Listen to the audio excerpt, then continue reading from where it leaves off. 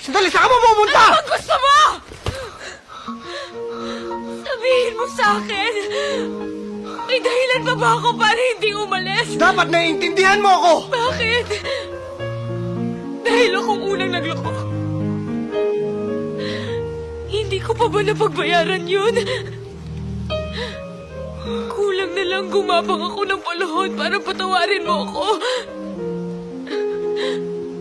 Ayoko na, Aaron.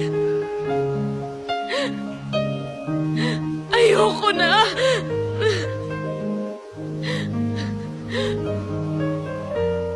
Hindi mo pwedeng gamitin ang isang pagkakamali ko para pa ulit-ulit mo.